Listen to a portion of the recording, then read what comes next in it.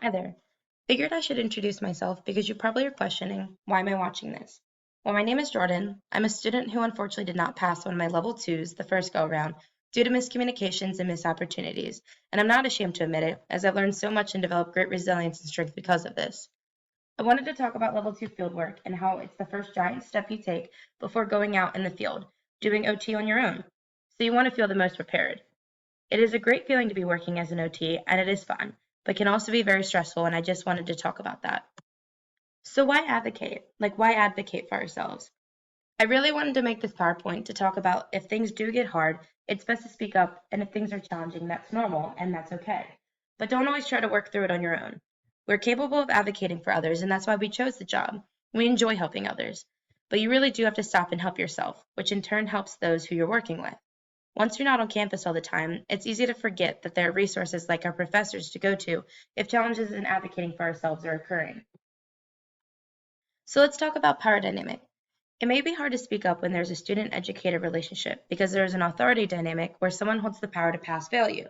You may not want to step on anyone's toes or have it come off the wrong way where they take it out on you. It may not happen, but it did to me. So this is why it's best to speak up and let your level 2 course instructor know when you feel something may be off. It can be challenging to determine when it's a challenge that is normal and when it's a challenging that should not be occurring, which is why speaking up is so important, as the course instructor will have a better idea of when something should not be happening and nothing you change would make it better. This is not just about passing fieldwork, but also preparation for being in the field. You want to feel confident after going from fieldwork to an actual job. I want to talk a little bit about stress and anxiety. And I would like to preface this by saying that I know grad school is supposed to be challenging, as it is a foundation that will build you into becoming your own OT. But there's a line between normal anxiety and stress, and that which keeps you from performing at your best, as you can be in a constant state of overthinking and fearful of making mistakes. Remember, making mistakes is normal, but learning from them is a powerful thing, as it acts as a reminder that you are growing and learning, as well as taking what you're supposed to from the fieldwork experience. Anytime there is an anxious feeling, you need to pay attention to that so you don't allow it to get to the point of impeding the work that you're doing, like I unfortunately let it. That is why I'm stressing the importance of reaching out and getting help. It may be challenging to identify the line where stress and anxiety are impeding on your performance. Is it just hard, but still reasonable to work through, or are you being set up for challenges and potentially failure? In other words, is this working through a learning curve? Again, I want to stress that this may not happen, but for me, I was being put in a position where I would be in a constant state of anxiety because of interactions with my fieldwork educator. You may feel as though your interactions with your fieldwork educator are not the most positive, so it is best to let someone else know this is occurring, as your fieldwork educator may not be aware of their own actions. Knowing that there is a difference between speaking up for yourself and complaining is very crucial. So you also have to remember that your fieldwork educator is a person and they may be different from you. They have bad days, people do not always mesh well, but if it is impeding you from performing at your best, reach out to your course instructor to see what can be done. Also, you may go into a placement thinking it is exactly what you want to do or even have no expectations and then learn early on this is not for you. But you still need to complete the placement and that is okay. It is unfortunately possible that something may not be able to be done to change the situation as a whole, but at least there's a chance of finding small solutions or at least having an understanding with somebody else, as well as you know you tried everything you could. It's worth it. I firsthand experienced what it felt like to want to work through it and figure it out on my own, with the thought that if this were a job, I may not get along with my boss, and to work through the toughest challenges because if I can do that, I can do anything. But sometimes a fresh set of eyes, and especially individuals who have done this process and assisted others through this process, is exactly who will help you out the most. I will come right out and say that I have always struggled with time management, as there are quite a few ways time management plays a factor during your fieldwork experience. Time management encompasses so much as you factor in the pace of the placement, the productivity or number of patients expected to see in a day, documentation, having additional student meetings, running groups, completing the fieldwork project simultaneously, researching things at home, as well as factoring in just having a life. Hello, occupational balance. There are always factors to speak up to someone if you are struggling with, as these may impact how well you're performing. I unfortunately spoke up too late, but I can say when I did speak up to a peer and to an OT who is not my educator, I gained useful strategies for documentation that helped tremendously with time management as this specific placement. Had I spoken up sooner, I probably also would have decreased my stress levels as this improved the challenge of taking too long to document. If you notice you feel behind on productivity or feel the pace is too fast, That is perfectly okay and nothing to feel bad for. But by reaching out to peers or professors, you may find or create strategies that can improve this, or at least make you feel better about it. Anxiety itself can also unfortunately impede time management if you're overthinking and questioning. So who do you communicate with? There will always be a few options for individuals that you can talk to try and work through whatever it is that may not be working out.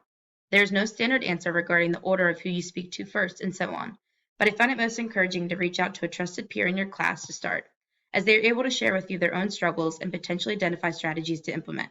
This gives you both encouragement to work through and on any challenges you may be experiencing and towards potential improvement of the situation. It can feel safer to first talk to somebody you are close to. During this time, you may also want to reach out to family members or friends to discuss what is going on, as you never know if they have helpful tips, as they may have gone through and struggled with power dynamics or working at a place they didn't think was the best fit for them.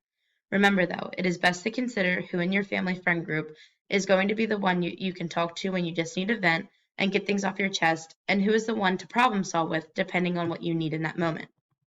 If there's little to no improvements, this is a good time to ask your fieldwork educator about simple things like their feedback preferences, when they would prefer to handle questions, or communication preferences so you can identify if there's anything specific that can be improved upon between the two of you.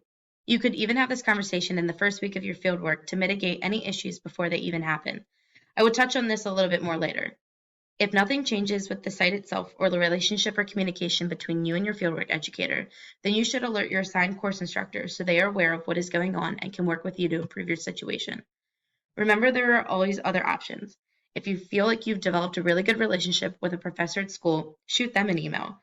If you know of any other students in a cohort above and feel comfortable talking to them, tell them your concerns as they may have gone through something similar on their level 2s. Maybe your site has other students there at the same time as you. Talk to them. If your site has a fieldwork coordinator, reach out to them as it is their position to help with the students. So to wrap this up, I figured let's talk about a few tips for effective advocacy. So first, speak up sooner rather than later. Learn from me and try to create these solutions sooner than later. After all that was said and done, it was apparent that had I talked to my fieldwork educator or even the student coordinator who was assigned at my placement sooner in the fieldwork experience, I would have had more time to create and act on potential strategies created. In extreme cases, it may even be possible to switch fieldwork educators or even placements, as that has been done in the past. Next, create first step plans. Regardless of who you are speaking to advocate for yourself, you want to put in the work to create an action plan, meaning it could be great to vent to others about problems you are facing, but use the time to create solutions as soon as possible, as these can be tweaked as you progress through your fieldwork experience.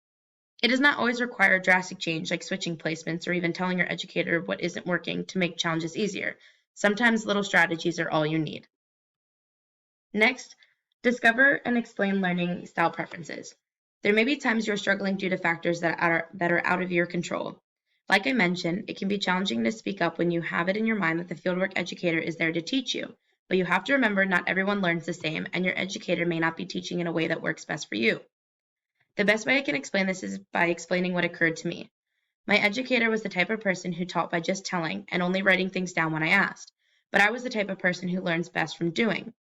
She was not understanding why I was not retaining the information she was giving me, and I was always stressed by the fact that she didn't let me try things out, knowing I would better understand and remember. I did not understand or realize this point until it was much later in the placement, and I already felt behind. Next, setting clear and feedback expectations is really good to have. Had I discussed with my fieldwork educator sooner how I preferred feedback and even how she preferred feedback, it could have saved me from a lot of stress. Having clear feedback expectations can be as simple as having a mutual understanding of when feedback is best to receive, like right away, end of day, in private, etc., as well as how to receive feedback, stating if you like written, verbal, or mixed. This may not seem like a big deal, but from my experience, I should have spoken up that I did not like getting feedback in the room, as it only created more stress for me and sometimes made the patient not as comfortable with me. Remember, though, this is just an example from my own experience. If you feel like communication is not great between you and your fieldwork educator, or even any of the interdisciplinary team at your placement, this is also a call for speaking to someone else about what is happening. It is very possible that it may not be your educator, but someone else who is at the placement that you need to have conversations with, like a nurse of the patient, or potentially someone you are co-treating with. Sometimes there is a huge misunderstandings that are obvious to everyone but those involved, but even if it is due to poor communication on one person's end, By discovering communication styles, this demonstrates you want mutual understanding and respect between all parties involved. Last, and I think one of the most crucial, is proactive problem solving. During fieldwork, try to always present questions with proof that you tried to research and understand on your own before asking, to demonstrate proactive problem solving. When presenting questions, try to research it as much as you can before and present questions like, here's what I found online, but I was still confused on this, or similar, to demonstrate problem solving on your end. It is always best to try and work it out on your own and create solutions to problem before asking others, as this demonstrates that you can problem solve and are willing to put in effort. Even if you were to ask why your educator picked the type of intervention they did, or why they spoke to a family member the way they did, work to try and provide a reason for why you think they did that before asking. For example, I see you chose to do medication management with the patient, but they don't take medication. Did you do this to test cognition, or was there another reason? It's possible you may have quick questions here and there that are just best to ask as you have them, but anytime it is possible to put in the work, this demonstrates you are willing to try and understand and learn, which reflects very well on you. So with all this being said, I hope what I went through never occurs to any of you, but I wanted you to take this as a resource for the just in case, and remember that no one can help you if they are unaware of the challenges you are facing. Things may not completely change, and some may not be able to change at all, but any useful strategies can be a relief versus trying to figure this new experience out all on your own. Thank you for listening, and best on your fieldwork experiences.